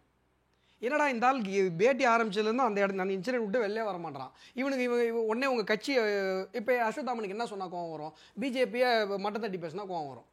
கோவத்தை பண்ணி இந்த பக்கம் உள்ளே கொண்டு வந்துடலாம். இல்லை, நான் அப்படி நோக்கம் இல்லை சார். ஜஸ்டிஸ் வேணும் மதேஷ். செத்து போயிருக்காங்க மதேஷ். என்னுடைய வழி உங்களுக்கு புரியலையா? நியாயம் வாங்கி கொடுக்குற மாதிரி தெரியல. நீங்க ஏதாவது அரசியல் அறுவடை செய்ய முடியுமா அப்படின்னு பிஜேபி இந்த அரை மணி நேரம் இந்த பேட்டியை பார்த்தவங்களுக்கு தெரியும், யார் நியாயத்தை நோக்கி பேசிட்டு இருக்கா, யார் அரசியலுக்காக இதை மடமாத்திட்டு இருக்கான்னு பாக்குறவனுக்கு நல்லா தெரியும். ஒட்டுமொத்த தமிழ்நாடுமே இன்னைக்கு வந்து பிஜேபி இதுல ஏதாவது லாப அறுவடை செய்யறதுக்காக விஜய் ஹைஜாக் பண்ணிட்டாங்க. ஒருத்தன் கூட பேசிட்டு இருக்காங்க, ஒருத்தன் கூட சொல்லல. தமிழ்நாட்டுல எல்லாருமே பேசுறது திமுக மேல இதுல சந்தேகம் இருக்கு. ரெண்டு தரப்பு மேல இப்ப வரேன் நான் இந்த ஸ்டேட்மெண்ட் பாருங்க, ரெண்டு தரப்பு மேலயும் தவறு இருக்குல்ல, நீங்க அதானே சொல்லிட்டு இருக்கீங்க. கண்டிப்பா ரெண்டு தரப்பும் குற்றவாளி. ஓடி ஒளிஞ்சுறாங்க இந்த கூட்டம். அதை கேட்டீங்களா? நீங்க என்ன கேட்டீங்களா? பிஜேபி தலைவர்கள் ஒருத்தராவது பேசுங்க, எதுக்குப்பா நீங்க எல்லாம் தலைமறைவில் இருக்கீங்க, எதுக்குப்பா சுவிட்ச் ஆஃப் பண்ணிட்டு ஓடுறீங்க? Very good. ஏப்பா கரூருக்கு போல, கரூருக்கு ஏப்பா போலன்னா திரு நயினார் நாகேந்திரன் அவர்கள் நேற்று கேட்கிறாரு, லா அண்ட் ஆர்டர் இஷ்யூ வந்துருங்க விஜய் போனா. இப்ப எப்படி லா அண்ட் ஆர்டர் இஷ்யூ வரும்? அப்ப விஜய் அங்க ஏதோ பிரச்சனை பண்ணிட்டு வந்திருக்காரு, அவரால பிரச்சனை நடந்திருக்கு, அதனால அவர் போனா லா அண்ட் ஆர்டர் இஷ்யூ வரும். திமுக வந்து இதுல நான் சொன்னல, இந்த கூட்டம் ஒரு காலகையர்கள் கூட்டம் மாதிரி இருக்கு. விட்டா போய் அங்க எல்லாரும் வந்து இந்த மாதிரியான ஒரு மிகப்பெரிய ஒரு அசம்பாவிதம் ஏற்படும் என்பது அரசியந்திரத்துக்கு தெரியும். தெரிந்தே இருந்தாலும் அங்க நடந்திருக்கும் சார். கிடையாது, நடந்திருக்கும் சார். பெரம்பூர்ல நடக்கல மாதேஷ், நீங்க சும்மா புழுவாதீங்க மாதேஷ். பெரம்பூர்ல நடக்கல. ஏன் எங்க தலைவரை உள்ள விடலன்னு யாராவது 100 பேர் கத்தின்னு பெரம்பூர்ல நடக்கலங்கிறேன். நடக்கல, நேரம் கடந்துருச்சு. ஐயே நடக்கல. பெரம்பூர்ல 10 மணிக்கு மேல கடந்துருச்சு. நீங்களும் அதே மாதிரி நிப்பாட்டிட்டு வராருன்னு சொல்லிட்டு நேரத்தை கடத்தி அனுப்பியிருக்கலாமே. ஏங்க உங்களுக்கு புரியுதா? டிஎஸ்பி சொன்னாரு, விஜய் கேட்கல. ஆதவர்ஜனா போட்ட ட்வீட் உங்களுக்கு பாத்தீங்களா? அந்த ட்வீட் டெலீட் பண்ணார்ல, அதெல்லாம் மிக மோசமான ஒரு செயல். அதையே தான் அவங்க அங்க பண்ணியிருந்தா என்ன நடக்கும்? எங்க பண்ணி முன்னேறி கூட்டு வந்தாங்களே, போலீஸ் கூட்டு வந்தாங்களே, அந்த நிலைமையில அது பண்ணி அந்த மாதிரி ஒரு ஸ்டேட்மெண்ட் நம்ம தலைவரை பேச விடாம தடுக்குறாங்கன்னு ஒருத்தர் கத்தியிருந்தா என்ன ஆகும்?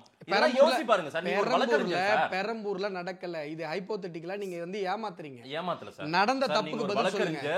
அந்த கூட்டம், நான் ஒரு வழக்கறிஞர்ன்றதுனால தான் ரொம்ப கரெக்டா நான் பேசுறேன். இது வந்து நீங்க வேணும்னே விட்டுருக்கீங்க. அது நெக்லிஜென்ஸா வேணும்னே பண்ணீங்களான்றது மட்டும் தான் கேள்வி. இல்ல, அது ஒரு நெக்லிஜென்ஸ்னாலும் தப்பு, கிரிமினல் நெக்லிஜென்ஸ். ஏற்கனவே 550 போலீஸ் தான் இருந்திருக்காங்க சார் அங்க. சரிங்களா? நீங்க கூட்டாங்க நிக்குது சார். நான் சொல்றது அதுக்கு மத்தியில எங்க தலைவரை பேச விடலன்னு தடுத்துட்டாங்க. அங்க போலீஸ் ஒரு 100 பேர் கத்திந்தா, 10 பேர் கத்திந்தா என்ன சார் ஆகும்? போலீஸ் பத்தல, போலீஸோட நம்பர்ஸ் இதுக்குள்ளலாம் நான் போகவே இல்லை. நான் கேட்டது 2 கேள்வி. நான் கேக்குறது லாஜிக்கான கேள்வியா இல்லையா? தப்பு. நீங்க கேக்குறது லாஜிக்கான கேள்வியே கிடையாது. ஏன்னா ப்ரீ இன்சிடென்ட் என்ன, பெரம்பூர்ல விஜய் வரல, எல்லாம் கலைஞ்சிட்டாங்க. ஏன்னா அங்க வந்தவங்க எல்லாமே விஜய் ஃபேன்ஸ். நேரம் கடந்து ரொம்ப நேரம் கடந்து வந்துட்டார். ஆனா இங்க ஏற்கனவே ஒரு ஸ்டாம்பேட் நடந்துட்டு இருக்கு உள்ள. சின்னதா ஒரு ஸ்டாம்பேட் எங்க நடக்குதுன்னா, வெளில இருந்து இந்த ஒரு 5000 பேர் வந்து அப்ப நெரிசல் அதிகமாகுது. அந்த 5000 பேர் வருவதை தடுப்பதுதான் போலீஸோட வேலை. தடுத்து இருக்க முடியும்.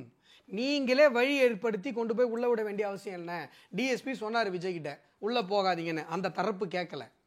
அவன் கேட்டிருக்கணும், கேட்கல. சார் எங்களெல்லாம் வழி ஏற்படுத்த முடியாது சார், நீங்க எங்களால கோஆபரேட் பண்ண முடியாது சொல்லிருக்கலாமே சார். ஏற்கனவே என்ன கையை தூக்க வேணாம், காலை தூக்க வேணாம்னு அவரே ஒரு கூட்டத்துல சார். உங்களுக்கு வேலை செய்யறது போலீஸோட வேலை இல்ல சார். உங்ககிட்ட அவங்க ஒன்றும் சம்பளம் வாங்கல. தாவேகா சம்பளம் போடல டிஎஸ்பிக்கு. தாவேகா மாசம் சம்பளம் போட்டு டிஎஸ்பிக்கு தரல. அவங்க மக்களுக்கு வேலை செய்யறாங்க. மக்களுடைய உயிர் தான் உங்களுக்கு முக்கியம். விஜயோடு சேர்ந்து விஜயை பேச விடாம தடுக்குது இந்த அரசாங்கம். பிஜேபியும் குரல் கொடுத்திருக்கோம். என்னது இந்த சம்பவம் எல்லாம் நடக்காமல் அப்படியெல்லாம் நடந்திருந்தா, அப்போ திமுகவுடைய அரசியல் ஆதாயத்தை காப்பாத்துறதுக்கு தான் போலீஸ் சம்பளம் வாங்குது. அதுக்கு தான் போலீஸ் வேலை செய்யுது. உங்களுக்கு எனக்கு வேலை செய்யல, திமுகவுக்கு தான் வேலை செய்யுது. சார் விஜய பேச விடுறாங்க சார். அந்த இடத்துல அவருக்கான அந்த பாதுகாப்பு கொடுத்து மதிய இருந்து நிக்கிறாங்க போலீசார். அந்த வீடியோஸ் எல்லாம் காட்டுறாங்க. விஜயே பாராட்டுறாரு. அதை நான் பாராட்டுறேன். விஜய் போலீஸ் மட்டும் இல்லன்னா இந்த கூட்டத்துக்குள்ள நான் உள்ளே வந்து ஏன் வர வச்சீங்க? ஏன் கூட்டு வந்தீங்க? அங்க உள்ள போனா ஒரு சம்பவம் நடக்கட்டும்னு கூட்டு வந்தாங்களா? என்ன சார் பேசுறீங்க? உள்ள வந்தா அங்க வந்து டெத் ஏற்படும் போலீஸ்க்கு தெரியும். அதுதான் நான் இவ்வளோ விளக்கம் சொன்னேன். இன்டெலிஜென்ஸ்னா என்ன, ரிப்போர்ட் எப்படி போவோம். நீங்கள் நினைக்கிறீங்க சார் கூட்டத்தில் போலீஸ் இருப்பாங்க தெரியுமா, யூனிஃபார்மில் இருப்பாங்க. அவங்க வந்து தலைவர்கள் பேசுறது எல்லாத்தையும் நோட்ஸ் எடுப்பாங்க தெரியுமா, கூட்டத்துடைய பிஹேவியரை அனலைஸ் பண்ணுவாங்க தெரியுமா, கடைக்காரன் சுற்றி இருக்கிறவங்களாம் அந்த அந்த பேச்சை அப்சர்வ் பண்ணானா இல்லையான்னு வரைக்கும் அவங்க நோட்ஸ் எடுப்பாங்க. கூட்டத்துக்குள்ளே இன்டெலிஜென்ஸ் இருக்கும், அவங்க அங்கே ரிப்போர்ட் கொடுப்பாங்க. எக்ஸ்ட்ரா ஒரு 500 பேர் 1000 பேர் வந்தா கூட இன்டெலிஜென்ஸ் சென்ட்ரல் இன்டெலிஜென்ஸ் இதுல வராது. சென்ட்ரல் இன்டெலிஜென்ஸ் இருப்பாங்கல்ல, தமிழ்நாட்டுல இருப்பாங்கல்ல, வராது, இதுல வராது. அதான் இந்த அரசியல் அறிப்பு தான் நமக்கு. ஏன்னா செத்தவனுக்கு நீதி கிடைக்கூடாதுல்ல. இல்லைனா சென்ட்ரல் போலீஸோடைய பரிவு என்ன சார் தெரியுமா சார் உங்களுக்கு?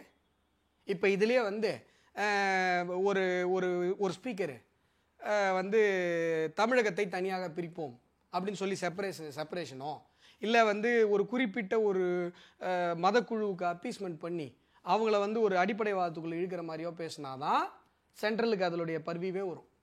இந்த பரிவுக்குள்ள வரவே முடியாது சென்ட்ரல். சரி, ஆதவர்ஜனம் போட்ட ட்வீட் நீக்கப்பட்ட ட்வீட்ல ஒரு இந்திய அதுல என்னைய பரிவு வரும், அதுல என்னைய பரிவு வரும். அதான் கேக்குறேன். கண்டிப்பா. ஆனா அவருக்கு டேராடூன் உத்தரகாண்ட் எல்லாம் ஃளைட் ஏர்போர்ட் இறங்கி போறாரு. அங்க இருக்கிற உத்தரகாண்ட் கவர்மெண்ட் நடத்துற ஒரு பாஸ்கெட் பால் இதுல வந்து பங்கேற்கிறாரு. அங்க கவர்மெண்ட்னுடைய பியூரோக்ராட்ஸ் எல்லாம் அத்தனை பேருமே நிக்கிறாங்களே, என்னங்க அவருக்கு எப்படி அந்த அளவுக்கு நீங்க வந்து ராஜ மரியாதை கொடுக்குறீங்க? ரொம்ப தப்புங்க. ரொம்ப குறைஞ்சபட்சம் உங்களுக்காவது அக்கறை இருந்திருக்கணும்ல. ரொம்ப தப்பு. ஆமா, இது சரியான கேள்வி சார். ஐயோப்பா, ரொம்ப சரியான கேள்வி. மனசுக்குள்ள கை கொடுத்துட்டீங்க. ஆனா கை கொடுத்ததை இறக்கிடுங்க. ரொம்ப மோசமான கேள்வி. ஏன்னா எஃப்ஐஆர் வந்து தமிழ்நாடு ஸ்டேட் கவர்மெண்ட் தான் போடணும். இன்சிடென்ட் இந்திய இறையாண்மைக்கு எதிராக அவர் பேசியிருக்காருன்னு ஒட்டுமொத்த சோஷியல் மீடியாவும் பரவுது. அதை ஏன் நீங்க ஸ்மெல் பண்ணலன்னு கேக்குறேன். அவர் எப்படி நீங்க பர்மிட் கொடுத்து அவர் சார்ட்டர் பிளைட் இறங்கி உத்தரகாண்ட் கவர்மெண்ட் நடத்துற ஒரு ஃபங்க்ஷன்ல அவர் பங்கேற்கிறாரு? சொல்லுங்க. அந்த சிஎம்ஏ மீட் பண்ணதா கூட சொல்றாங்க. அதுல இறையாண்மைக்கு எதிராக அந்த அர்ஜுன் ரெட்டி பேசுனது, அந்த ஆதவ் அர்ஜுன் ரெட்டி பேசுனதுல அந்த ட்விட்டர்ல இலங்கை நேபாளம் மாதிரி இங்க வந்து நடக்கணும், ஒரு புரட்சி வெடிக்கணும் சொல்றாரு. அந்த சென்சி வார்த்தையே ஆர்எஸ்எஸ் மோகன் பகவத்தும் அதுக்கு முன்னாடி நாள் சொன்னாரு இந்த ஸ்டேட்மெண்ட். ஆமாவா? இலங்கை நேபாளம் மாதிரி இங்க ஒரு பிரச்சனை நடக்கும், எச்சரிக்கையா இருங்க அப்படின்னு அரசாங்கத்துக்கு எச்சரிக்கை கொடுத்தாரு தெரியுமா? அது இது ஒண்ணு இல்ல, அவர் எச்சரிக்கை கொடுக்காரு, மறுநாள் இங்க ஒரு ஸ்டேட்மெண்ட் போடுறாங்க. ஏதாவது சொல்ற போறேங்க. ஏன் சார் ஏதாவது சொல்ற போறீங்க? சரி, இது இறையாண்மைக்கு எதிரான விஷயம் தானே? ஆமா, கண்டிப்பா தானே. மாத்த கூடாது, மாத்த மாட்டேன், மறுக்க மாட்டேன், ஓட மாட்டேன். சொல்லுங்க. சுந்தரவல்லி போட்டுச்சு, அப்ப ஏன் பேசல? சார் போட்டோவோட போட்டுச்சு. நீங்க விஜயும் காப்பாத்துறீங்க, இங்க வரீங்க பாத்தீங்களா? எவ்வளவு கேவலமான நோக்கம் பாருங்க உங்களுடைய நோக்கம். படம் போட்டுச்சு அந்த அம்மா. படம் போட்டு இந்திய பிரதமரை விமர்சிக்கிற மாதிரி, உள்துறை அமைச்சரை விமர்சிக்கிற மாதிரி போட்டாங்க. ஏன் பேசல? திமுகல ஏகப்பட்ட ஊப்பிங்க போட்டாங்க. உதாரணத்துக்கு எடுக்காதீங்க இதெல்லாம். நான் வந்து இது ஏன் இங்கதான் இவங்க விட்டுட்டாங்க, நீங்க போயிட்டாரு உத்தரகாண்ட். நீங்க என்ன பண்றீங்க பாருங்க. ஆதவ் அர்ஜுன் ரெட்டி பண்ணது தப்புன்னு நான் சொல்லல, தப்பு இல்லைன்னு நான் சொல்லல. தப்பு, தூக்கி உள்ள போடுங்க. ஏன் குஜராத் போய் தூக்கிட்டு வந்தீங்கல்ல, போய் உத்தரகாண்ட் போய் தூக்கிட்டு வாங்க. தமிழ்நாட்டில் தானே எஃப்ஐஆர். தமிழ்நாடு போலீஸால ஏன் உத்தரகாண்ட் போக முடியாதா? போயிட்டு வாங்க. இதுக்கு சம்பந்தமே இல்லாம சார் உத்தரகாண்ட்ல போயிட்டாரே சார், அங்க ஏதோ ஆல்ரெடி இருக்கிற ஈவெண்டா இருக்கும், போயிருப்பாங்க. அதுக்கு நான் என்ன பண்ண முடியும்? இங்க இருக்கிற போலீஸ் ஒரு டுட்டுக்கு குஜராத் இறையாண்மையை பாதுகாக்கிற, இது இந்திய இறையாண்மைக்கு பாதுகாக்கிற அக்கறை அவ்வளோ மாதேசிக்கு இருந்ததுன்னா நான் சொன்ன இந்த ட்விட்டர்லாம் ஏன் பேசல? அதுல லைக் கூட போட்டிருந்தாலும் போட்டிருப்பீங்க. நீங்க போடலையா? குட் பாய். அப்ப ஏன் இதை பேசல சார்? உங்க இந்த நடிப்புல தான் சார் நீங்க மாட்டிக்கிட்டீங்க. ஒரு நடிப்பும் கிடையாது சார். மக்கள் ஏன் உங்களை எல்லா ஆள்காட்டி வரலும் உங்க மேல நீளுதுன்னு தெரியுதா? நீங்க ஓவர் ஆக்ஷன் பண்ணி மாட்டிட்டீங்க. இல்ல, நியாயத்தோட பேசுங்க. நீங்க என்ன தெரியுமா பண்ணிருக்கணும்? நேர்மையோடு, குறைஞ்சபட்ச நியாயத்தோடு அணுகுங்க ஒரு பிரச்சனை. குறைந்தபட்ச நேர்மையெல்லாம் நீங்க எனக்கு சொல்லி தராதீங்க. 100% நேர்மையோடு நான் பேசிட்டு இருக்கேன். இந்த இன்டர்வியூ ஆரம்பிச்சதுல இருந்து அந்த இறந்து போன 40 பேருக்கு பிரச்சனை இருக்கு சார். அண்ணாமலை ஒரு லைன் எடுக்கிறாரு, திரு நயினார் நாகேந்திரன் ஒரு லைன் எடுக்கிறாரு, வந்த குழு ஒரு லைன் எடுத்துட்டு அவங்க ஒரு ரிப்போர்ட்டை கொடுத்துட்டு சிஎம் கிட்ட உங்க ரிப்போர்ட் எல்லாம் கொடுங்க, நாங்க வெரிஃபை பண்ணணும்ன்றாங்க. ஒரு தெளிவே இல்லையா உங்களுக்கு? இத வச்சு எதையாவது விஜயம் மிரட்ட பாக்குறீங்களான்னு சிஎம் கேக்குற அளவுக்கு இருக்கு சார். அதுதான் திருமாவளவன் பாருங்க ஹைஜாக் பண்ணிட்டாங்க விஜயன்றாங்க. ஆர்எஸ்எஸ் ஹைஜாக் பண்ணிட்டு. உங்களுக்கு என்ன பிரச்சனைனா உங்க சைடு தப்ப இவங்க எல்லாம் பேசுறாங்க. அதான் உங்களுக்கு பிரச்சனை, வேற ஒரு பிரச்சனை இல்லை சார். விஜய் நீங்க இங்க ஆரம்பத்துல இருந்தே இந்த மேட்டர்ல ஒரு நரேட்டிவ் என்ன செட் பண்றீங்களா? திமுக பண்ண தப்ப சொன்னா உடனே விஜய்க்கு ஆதரவா பேசுற மாதிரி நீங்க ஒரு அக்மார் குத்துரு முத்திர. நீங்க பேசல, அஸ்வத்தாமன் பேசல. அஸ்வத்தாமன் லீகலா பேசுறீங்க நிறைய பாயிண்ட்ஸ். விஜய்க்கு இது வந்து எஃப்ஐஆர் போடுற அளவுக்கு இது இருக்கு, வைகாரியஸ் லைபிலிட்டி வரும். நான் ஆரம்பத்துல சொல்லிட்டீங்க. ஆனா அண்ணாமலை அப்படி எல்லாம் போட்டா அந்த கேஸே நிக்காதுன்னு நேத்து பேசுறாரு ஏர்போர்ட்ல. அவருக்கு அவருடைய நோக்கம் என்னன்னா திமுக பண்ண தப்ப சொல்லணும், சொல்ல விட மாட்டீங்க. அதனால அதை கட் பண்றாரு. கட் பண்ணிட்டு இல்லைங்க அதுல திமுக என்ன பண்ணுச்சுன்னு கேளுங்க. தமிழ்நாடு போலீஸ் அண்ணாமலை ஸ்பீச்சுக்கு பொலிப்புரை எழுதாதீங்க சார். எனக்கு தெரியுங்க, என்னுடைய பிரதருங்க, அவருடைய மென்டாலிட்டி என்னன்னு எனக்கு தெரியாதா?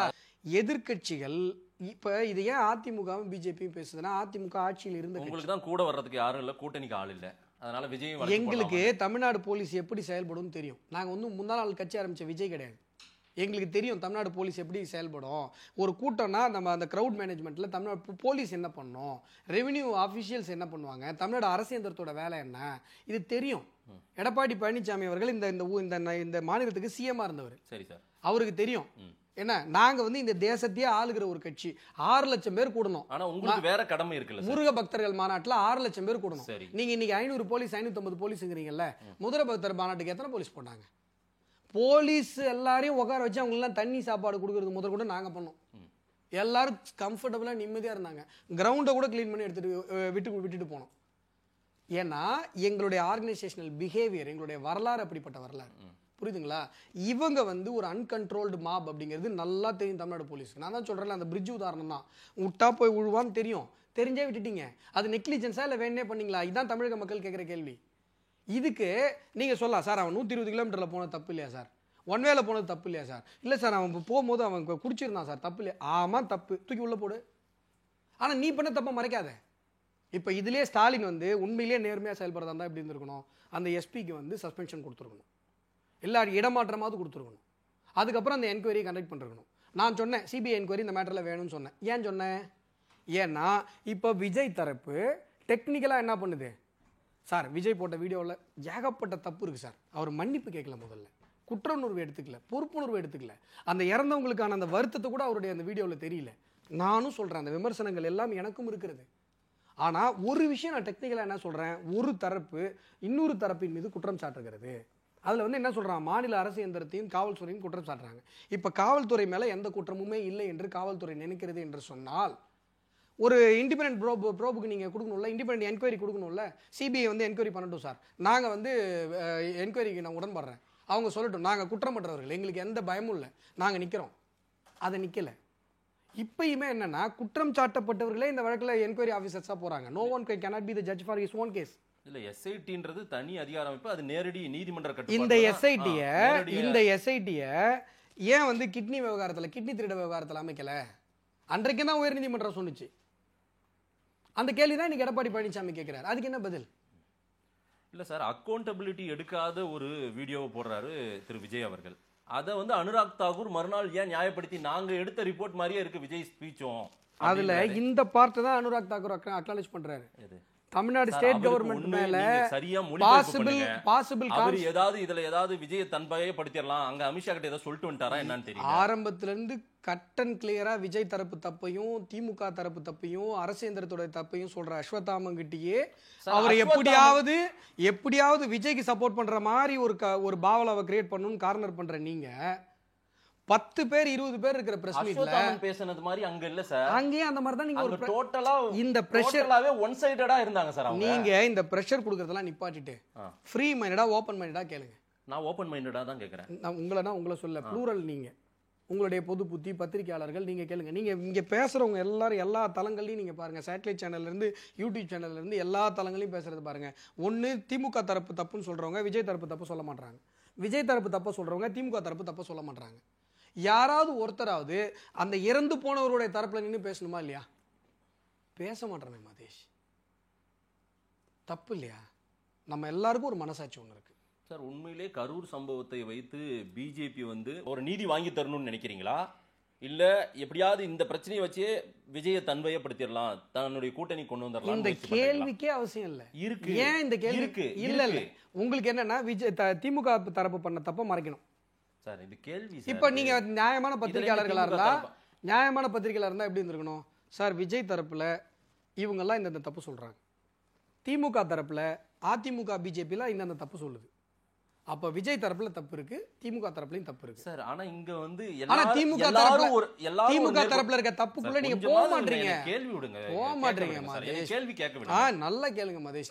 நான் உங்களுக்கு கேள்வி சார். உங்க கூட இருந்த பிரேமலதா விஜயகாந்த், டிடிவி தினகரன், இவங்க எல்லாம் இப்ப இல்ல, உங்க கூட இல்ல, உங்க கூட யாரா இருக்காங்கன்னே தெரியல இன்னும் வேற. அவங்க எல்லாரும் கூட விஜய் இந்த தப்பு எல்லாம் செஞ்சிருக்காருன்னு பட்டியலிடுறாங்க. அந்த மாதிரி நீங்க பட்டியலிடவே இல்லை. அஸ்வத்தாமன் பட்டியலிட்டீங்க இந்த பேட்டியில, அண்ணாமலை பட்டியல் இல்ல, வந்த குழு பட்டியல், ஹேமமாலினி குழு எல்லாம் பட்டியல், அவங்க தீர்ப்பே எழுதிட்டு போயிட்டாங்க பட்டுன்னு வேகமா. தமிழக அரசு தான் இதுக்கு பொறுப்பே இருக்கணும், இவங்க தான் தப்பு பண்ணிட்டாங்க, லேப்ஸ் அங்கதான் அப்படின்றாங்க, செக்யூரிட்டி லேப்ஸ்ன்னு போறாங்க அவங்க. கேள்வி கேட்க விட்டேன், அந்த கேள்வியில் நீங்க என்னென்ன வேலை பார்த்தீங்க பார்த்தீங்களா? என்டிஏ கூட்டணிக்கு யாரும் வரலையா போற போக்குல? யார் இருக்காங்க? ஏன்னா அப்படி சொன்னதானே யார் இருக்காங்க? அப்படி சொன்னாதானே நான் கோவப்பட்டு இந்த விஷயத்தை விட்டு வெளில வந்து மத்த விஷயம் சார். பேசுறேன். அப்படி நீங்க வந்து நான் எதுவும் டைவர்ட் பண்ணல சார். எப்படிங்க நீங்க போற போக்குல ஒரு கூட்டணியை உங்ககிட்ட கூட்டணி இல்ல சார். யாரு இல்ல? இப்ப கம்யூனிஸ்டும் ஆராசமா அடிச்சுக்கிறாங்க, கேட்டுறீங்களா நீங்க? வாதம் தான் நாங்க பண்ணியிருக்கோம், கருத்தியல் வாதம் பண்றோம். பெரியாரே பகுத்தறிந்து பாரு விவாதம் பண்ணுன்னு சொல்லிருக்காங்க, அதை தான் நாங்க பண்ணியிருக்கோம்ன்றாங்க அவங்க. திமுகவும் விளக்கம் கொடுத்தாங்க. நாங்கன்றது நீங்களும் கொண்டு அங்க போய் சேர்ந்து உட்கார்ந்த மாதிரி தானே விளக்கம் கொடுக்குறீங்க.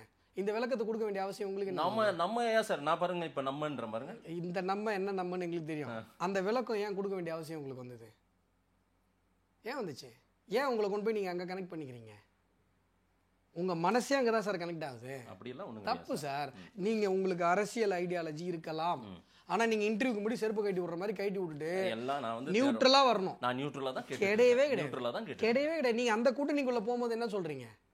திருமாவளவன் மக்கள் தலைவர் நீங்க எப்படி சொல்வீங்க? எப்படி சொல்றீங்க? ஏன்னா நீங்க அங்க போய் உட்கார்ந்துட்டீங்க. நீங்க இப்ப வந்து பத்திரிகையாளரா கேள்வி கேட்கல. அண்ணாமலை தலைவராக இருந்தபோது அவரும் மக்கள் தலைவர் தான், அவருக்கும் ஒரு கூட்டம் வந்துச்சு. நான் சொல்றேன் பாருங்க இந்த ஸ்டேட்மெண்ட். வெரி குட் பாய். அண்ணாமலை அவருக்கும் ஒரு கூட்டம் வந்துச்சு, அவருக்காக ஒரு கூட்டம் வந்து அவர் மக்கள் தலைவர் தான். Very good. சரிங்களா? வெரி குட் பாய். குட். அப்ரிஷியேட் பண்றேன். ஆனா இதுவுமே தேவையில்ல. இல்ல சார், நீங்க வந்து சம்பவத்தை வச்சு நியாயம் வாங்கி தரணும்னா, நீதி வாங்கி தரணும்னா நீங்க வந்து பணமரத்துக்கு இதுல ஏதாவது அரசியல் லாபம் அடையணும். பணமரம் தமிழ்நாட்டுல நடக்காதுன்றாரு. பணமரத்துக்கு ஒரு குத்து குத்திட்டு, ஏன்பா என்னப்பா பணமரத்துக்கு குத்திட்டேன்னு உடனே தென்னை மரத்துக்கு ஒரு குத்து குத்திட்டு அது நியூட்ரல்னாதீங்க. நீங்க அண்ணாமலை அவர்களையும் மக்கள் தலைவர்னு சொல்ல வேணாம், திருமாவளவன் அவர்களையும் மக்கள் தலைவர்னு சொல்ல வேணாம். மக்கள் பக்கம் நீங்க நில்லுங்க போதும். நியாயமா நாங்க மக்கள் தலைவர் யாருன்னு நாங்க மக்கள்கிட்ட சர்டிஃபிகேட் வாங்கிக்கிறோம். நீங்களாம் ஒரு சர்டிஃபிகேட்டும் கொடுக்க தேவையில்ல. உங்க சர்டிஃபிகேட்டு வேணாம், செல்லாது. புரியுதா உங்களுக்கு நான் என்ன சொல்றேன்னு? நியூட்ரலா நில்லுங்க, நடுவில் நில்லுங்க. எந்த பக்கம் நியாயமோ அந்த பக்கம் போங்க. எந்த பக்கம் நியாயம் தெரியுற வரைக்குமாவது நடுநிலைமையா நின்று ஆராயுங்க. நியாயத்தின் பக்கம் நிற்பது தான் நடுநிலைமை. ஆமா, நீங்க நியாயமோ நீதியோ வாங்கி தர பேசுன மாதிரி இல்ல. பாத்தீங்களா? ஒரு ரெண்டு குற்றவாளி சார். கொஞ்சம் நான் யார் தலைவர் பேரை சொல்றதுக்கு முன்னாடி நீங்க சார் நான் ஸ்டேட்மெண்டா நீங்க எடுத்துக்கீங்க. ரெண்டு குற்றவாளி. ஏன் ஸ்டேட்மெண்டா எடுத்துக்கீங்க? நீங்க எந்த தலைவர் சொல்றீங்களோ அந்த தலைவருக்கு இந்த பதில வச்சுக்கோங்க. ரெண்டு குற்றவாளி இந்த வழக்குல ரெண்டு குற்றவாளி. ரெண்டு குற்றவாளியும் தண்டிக்கப்பட்டால்தான் பாதிக்கப்பட்டவர்களுக்கு நீதி கிடைக்கும் நான் சொல்றேன். நீங்க என்ன சொல்றீங்கன்னா, ஒரு குற்றவாளி செய்த குற்றத்தை மட்டுமே பேசிக்கொண்டிருக்கீங்க. இன்னொரு குற்றவாளிக்கு செய்யற குற்றத்தை நான் பேச வரும்போது, ஐயோ அப்ப என்ன அவன் பண்ண தப்பு இல்லைங்கிறியா, அவன் பண்ண தப்பு இல்லையான்னு ஏறி பாயிருங்க. அப்ப நான் என்ன சொல்றேன், ஏப்பா அவன் பண்ண தப்பெல்லாம் விடுப்பா, இவன் பண்ண தப்பு நான் முதல்ல சொல்றேன் கேளு அப்படின்னு சொன்னா என்ன கொண்டு வந்து என்ன பண்றீங்க? நான் அந்த முதல் குற்றவாளிக்கு ஆதரவா இருக்கிறேன்னு சொல்லி என்ன கார்னர் பண்றீங்க. ஆக மொத்தம் உங்க நோக்கம் அந்த இன்னொரு குற்றவாளியை தப்பிக்க வைக்கணும். இல்ல இதுல நியாயம் இதை விட தெளிவா புரிய வைக்கவே முடியாது. இல்ல எனக்கு புரிஞ்சது சார். நியாயம் கிடைக்கணும்ன்றதுதான் எல்லாருடைய எண்ணமா இருக்கணும். இதுதான் குழு சொன்னுச்சு. இப்ப நீங்க கேட்டீங்கல்ல சார், அனுராக் தாக்கூர் தலைமையில ஹேமமாலினி அவருடைய தலைமையில 8 பேர் கொண்ட எம்பிக்கள் குழு வந்துச்சு. அவங்க என்ன கேட்டாங்க? சார் நாங்க இந்த தரப்பு கேட்டுட்டோம், உங்க தரப்பு நீங்க சொல்லுங்க.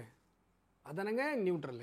11 நாள் ஆயிடுச்சு, இன்னைக்கு 11வது நாள். இன்ன வரைக்கும் விஜய் அங்க ஸ்பாட்டுக்கு போல. விஜய் தரப்பினரும் முக்கியமானவர்கள் யாருமே அங்க போல. பெரிய தப்பு. அதுல 2 பேர் வந்து கைது ஆயிருக்கணும்னு சொல்லப்போம். எஃப்ஐஆர் போட்டவங்கல்ல உண்மையிலேயே மாநில பொறுப்புல ஒரு பொறுப்பான ஆளுங்களா இருக்கும்பொழுது நீங்க வந்து என்ன பண்ணிருக்கணும்? கைது ஆயிருக்கணும். ஒண்ணும் இல்ல சார், நானே இல்ல நீங்க ஒரு உதாரணம் சொல்றேன். நாகப்பட்டினத்துல நான் வந்து ஒரு பொதுக்கூட்டத்துல பேசுறேன். அதுக்கு என் மேல எஃப்ஐஆர் விழுது. எஃப்ஐஆர் விழுந்து என்னை கைது செய்யறதுக்கு எஃப்ஐஆர் அப்பதான் போடுறாங்க. கைது செய்யறதுக்கு அதிகாலையிலே வர்றாங்கன்னு தகவல் கிடைச்சிருச்சு. அப்போ மாநில தலைவர் அண்ணாமலை அவர்கள், நான் எங்கள் மாநில தலைவருக்கு ஃபோன் பண்ணி கேட்குறேன், ஆனால் இந்த மாதிரி எம்எல்ஏ எஃப்ஐஆர் போட்டாங்க, அரெஸ்ட் ஆகவா இல்லை பெயில் எடுத்துக்கவா? புரியுதுங்களா? நான் அட்வொகேட்டு, ஒரு கேஸு பெயில் போடுறதுன்னு எனக்கு இருக்கிற ஒரு, நான் போய் இன்னொரு அட்வொகேட்டை போய் நிற்கணும்னு அவசியம் இல்லை. நான் ஜூனியர்கிட்ட சொல்லி பெயில் போட்டுக்க போகிறேன். அதனால ஒர்க் அவுட் பண்ணிக்க முடியும்.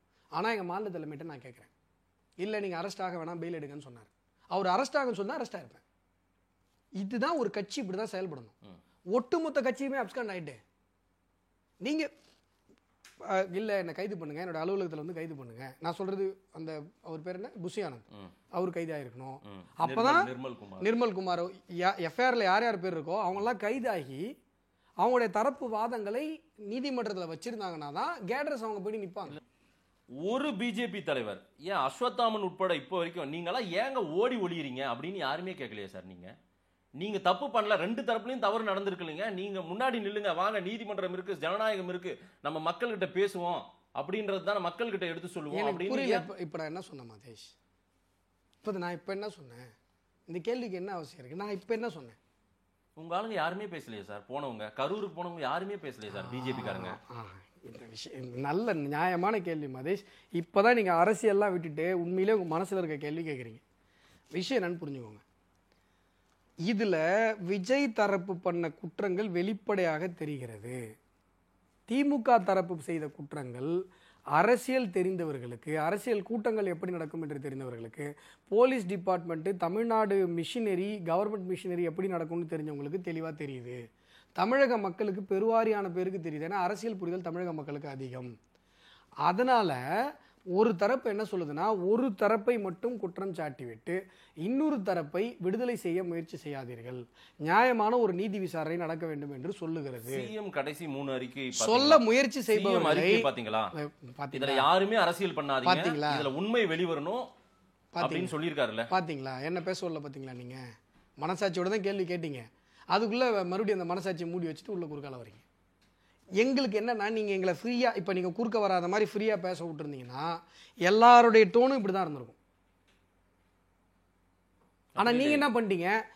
திமுக நீ விஜய்க்கு ஃபேவர், நீ விஜய்க்கு ஃபேவர் இல்லைப்பா, திமுக நீ விஜய்க்கு ஃபேவர், பாரியா விஜய்க்கு ஃபேவர் பார்த்து அப்படின்றீங்க. அப்போ ஒரு ஸ்டேஜில் என்ன வருதுன்னா, அப்போ ஒரு ஸ்டேஜில் என்ன வருதுன்னா, ஐயோ விஜய் பண்ண தப்பு, விஜய் தப்பு, அதை விடுங்க அப்படின்னு சொல்ல வேண்டியிருக்கு, அண்ணாமலை சொன்ன மாதிரி. ஆனால் நோக்கம் என்ன? திமுக பண்ண தப்ப சொல்ல வரணும், சொல்ல விட மாட்டீங்க. திமுக தப்ப சொல்ல விட மாட்டீங்க சார். சிஎம் வீடியோ போட்டார் சார், அழகா நியாயப்படுத்திட்டீங்க. எடப்பாடியையும் நியாயப்படுத்திட்டீங்க, அண்ணாமலையும் நியாயப்படுத்திட்டீங்க, வந்த 8 பேர் குழுவையும் நியாயப்படுத்திட்டீங்க. நியாயத்தை தான் நியாயப்படுத்தினேன், நியாயத்தை தான் எது உண்மைன்னு மக்கள் சொல்லட்டும். நன்றி. நேரில் வந்து நேரம் கொடுத்து பேசியமைக்கு நன்றி.